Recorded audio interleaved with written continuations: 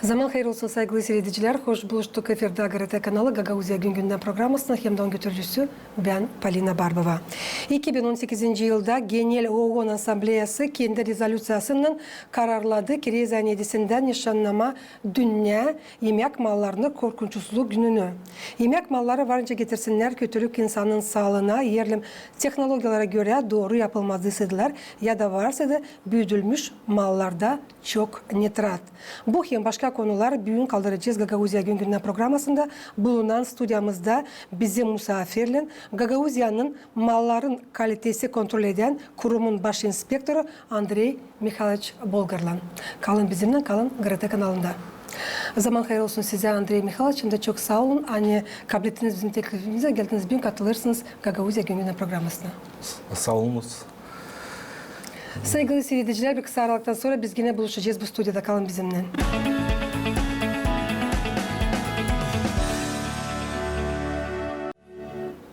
Итак, начинаем нашу программу. Первый вопрос. Расскажите, пожалуйста, есть ли у нас в стране национальная система безопасности пищевых продуктов? Если она есть, как она работает?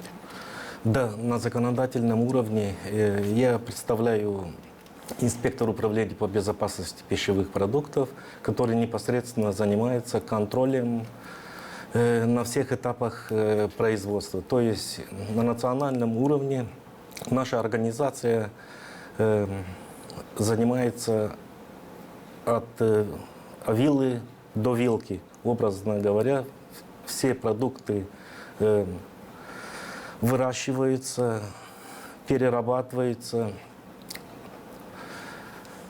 Все подконтрольно. Есть законодательная база, которой придерживаются производители и регулирует отношения по безопасности пищевых продуктов. Это очень серьезная организация, да, потому что, безусловно, то, чем мы питаемся, особенно на сегодняшний день, из какой посуды мы это едим, это все отражается на нашем здоровье. Да, совершенно верно. К этому надо обращать внимание, и поэтому и Международный день и более серьезно относиться к этому вопросу, да? К этому вопросу, да. Угу. Какова система контроля безопасности продуктов? Ведь появляются новые методики, обновляется информация. Да, постоянно в Республике Молдова меняется законодательство, время меняется, и происходит изменение в законодательстве. Закон общих требований гигиены пищевых продуктов, закон безопасности пищевых продуктов. То есть эти законы регламентируют производство, то есть условия соблюдения, если мы говорим о предприятиях, то есть должны соблюдаться требования. Прежде всего, производитель зарегистрирован, он имеет предприятие, имеет соответствующие условия для производства данного вида продуктов. То это поле, до фрукты, овощи, то это перерабатывающие предприятия, масло-сырзаводы, мясоперерабатывающие предприятия и предприятия общепита. Расскажите, пожалуйста, какие методы контроля безопасности пищевых продуктов на сегодняшний день являются самыми современными? Ну, методы контроля – это когда производитель сам гарантирует применение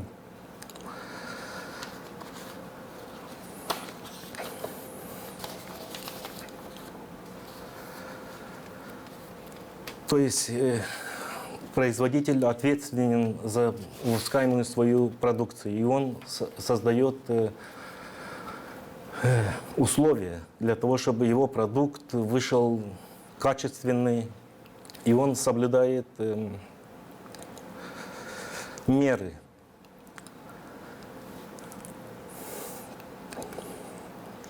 А давайте вернемся к вопросу ответственности потребителя. Какие правила нужно соблюдать при покупке продуктовых товаров? На что нужно обращать внимание при покупке того или иного товара?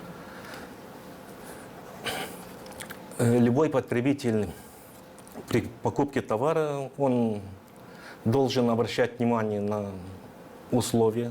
То есть сейчас лето, температурный режим,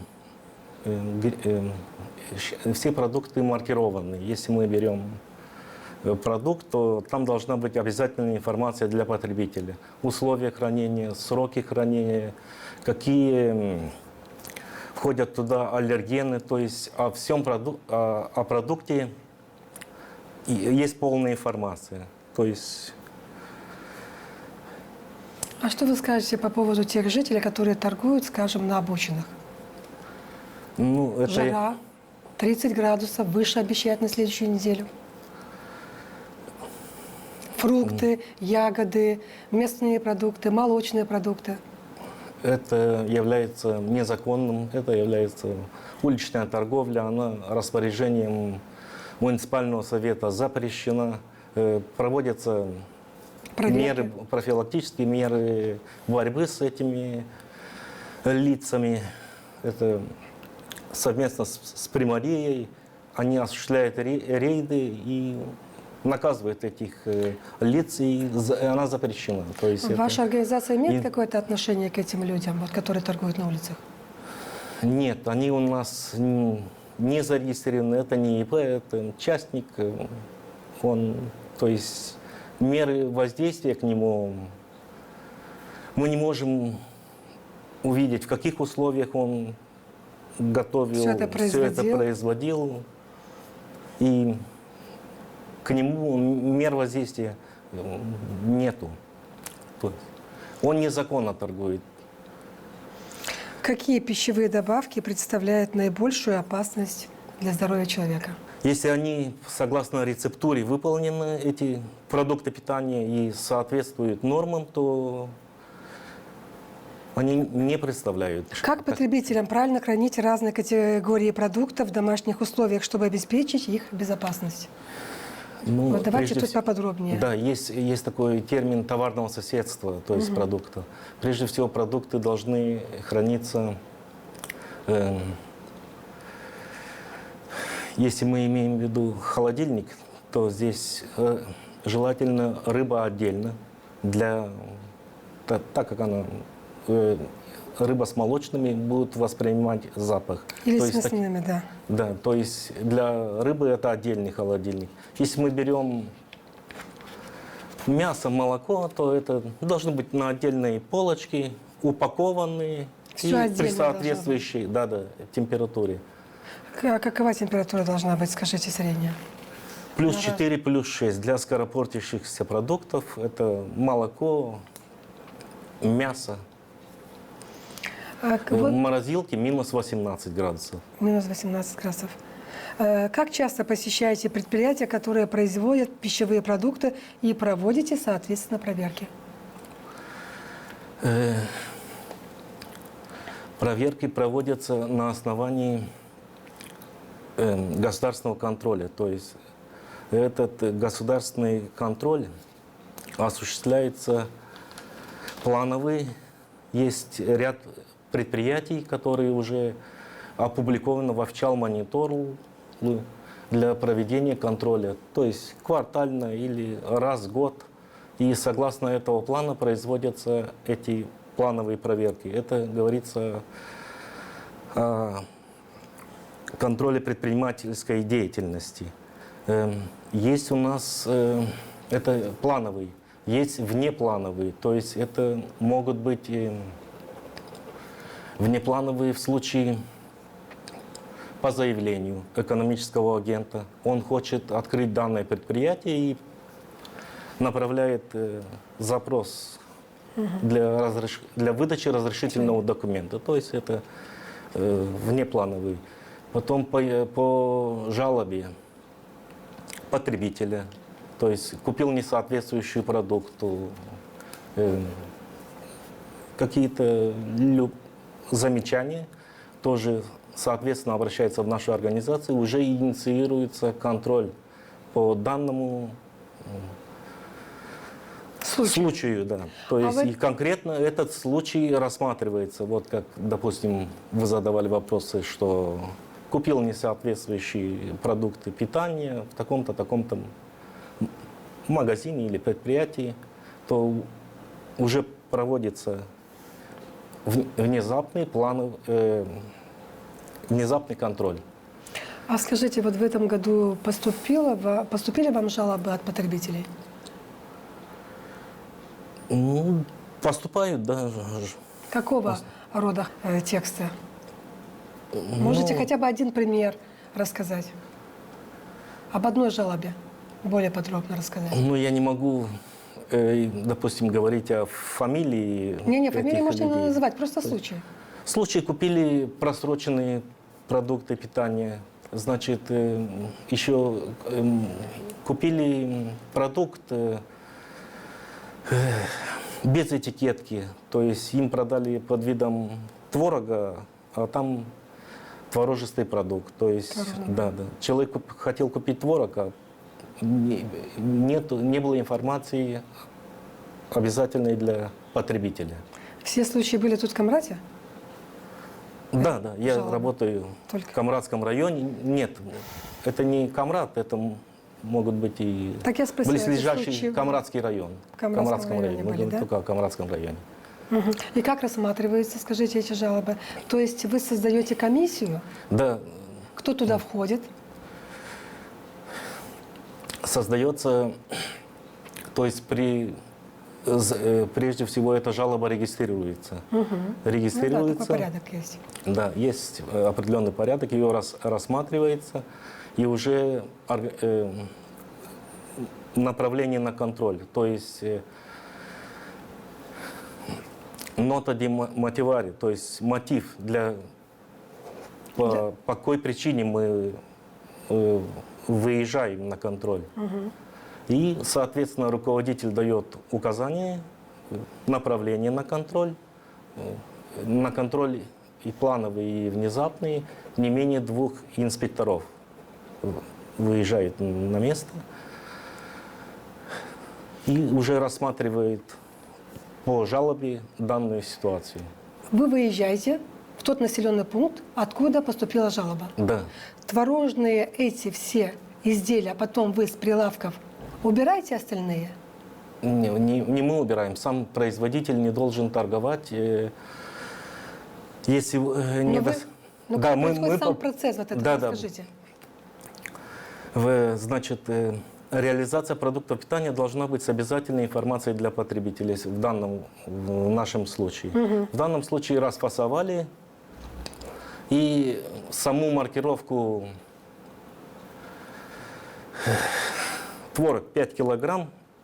Упаковка это. Упаковка, да. Он не творог, а продукт. Да, растительные жиры. Там состав это к творогу он не имеет никакого отношения. То есть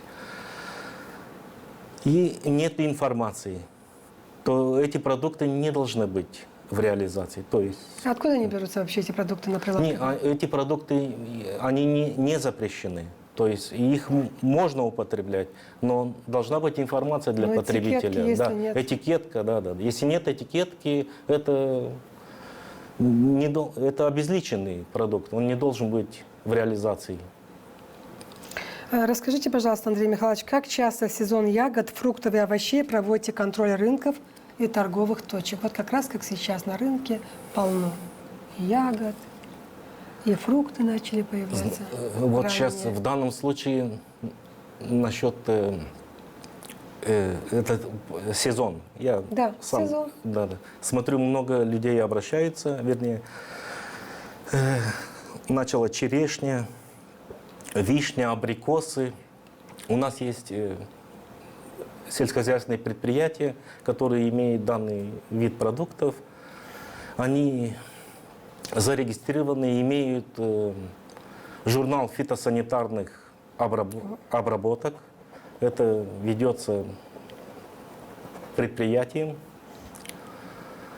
И поступает по мере уже созревания данного продукта, то есть законодательство подразумевает за 15-20 дней до созревания абрикосов, фруктов, овощей, производитель готовится для того, чтобы его реализовывать. В данном случае он обращается в нашу организацию для того, чтобы сертифицировать ее. Мы выезжаем к этому на поле, сад, отбираются пробы этих фруктов и отправляются в лабораторию для исследования на остаточное количество фитосанитарных препаратов, пестицидов или нитратов. Да, да. И уже по результатам этих лабораторных исследований, и если все нормально, то он реализует. А если не все нормально? Если не все нормально, то, скорее всего, здесь уже рассматривается сроки выжидания. Может быть, как-то обработали и чуть позже положенного, скажем, времени. Да, да, там есть 15 дней, 20 дней, 25 дней, в зависимости от препарата.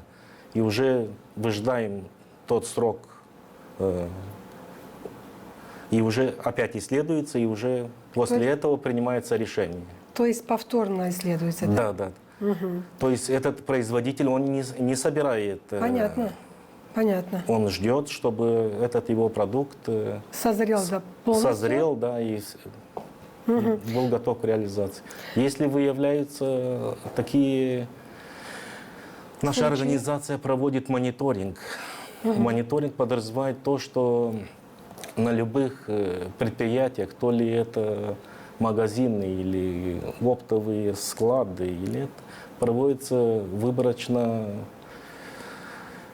мониторинг продуктов питания. И вот овощей в данном случае, и фруктов, и тоже берутся, исследуются при плановом контроле, отбирается и отправляется в лабораторию.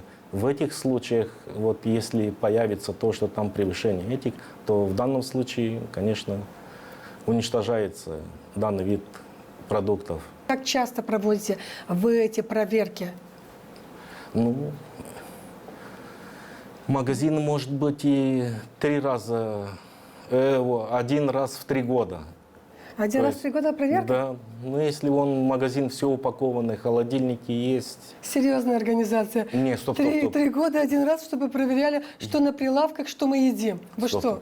Если это в зависимости от какой магазин, если там есть скоропорт, если там есть... Продуктовый магазин, Андрей Михайлович. 1 раз в год. 1 раз в год? 1 раз в год, да. Все равно это мало, очень мало. Надо почаще. Мы не можем чаще, это регламентирует законодательство так. Значит, надо думать, как... А вы уже как потребители, вы должны, значит, есть в вашем случае. А на каком основании выдается сертификат и какие исследования проводите? Любой производитель качественное удостоверение. Качественное удостоверение выдает технолог данного предприятия. То есть там есть процедура, что он выполняет все требования, и это является документом, удостоверяющим качество продуктов. Сертификаты, если это птицефабрика, то там тоже есть руководитель, есть ветеринарный врач, и оттуда выдаются сертификаты. То есть на данный вид продукции партия такая-то, на мясо то же самое. Вниз забоя, запито столько, количество столько-то, отправляется с документами, удостоверяющими качество продуктов. Спасибо, вот, мои... наша организация, то есть это производитель нанимает на работу ветеринарного врача, если это касается ферм, касается перерабатывающих предприятий. Ну, по процедуре, да. Да, по процедуре. И непосредственно он выдает сертификаты. Коллеги мои показывают, что наша программа подходит к концу. У меня еще один вопрос для вас. Какой уровень нитратов допустим в овощах и фруктах? И допустим ли? Да, есть нормативная база где есть регламент. То есть в любом продукте есть, но там для каждого вида продукта есть допустимый уровень.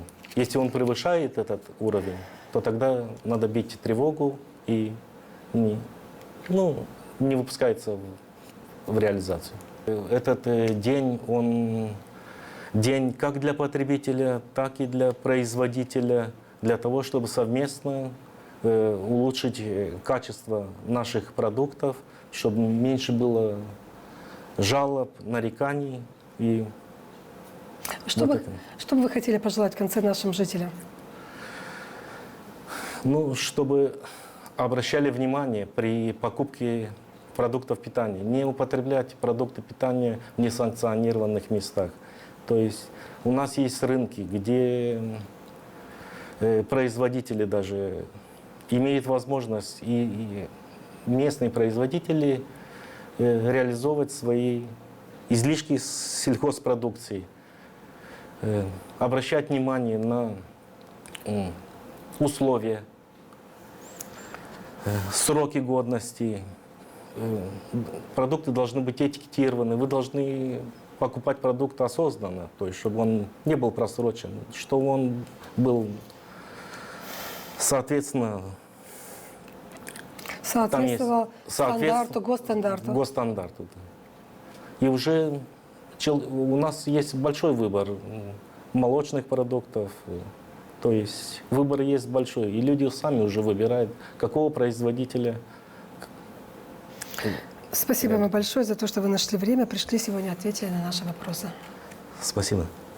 Saygılı seyircilerim, Gagauziya'nı yaşayanlar, Gagauzya Güngün'ün programması yaklaştı sonuna. Tabi sistem getirmesinin aklınıza. Hani bugün bizde stüdyoda bulundu. Gagauziya'nın malların kalitesi kontrol eden kurumun baş inspektörü Andrey Mikhailovich Bolgar. Ben size söyleyeyim, kalın sağlıcakla. Gelen buluşlardan kalın GRT kanalında.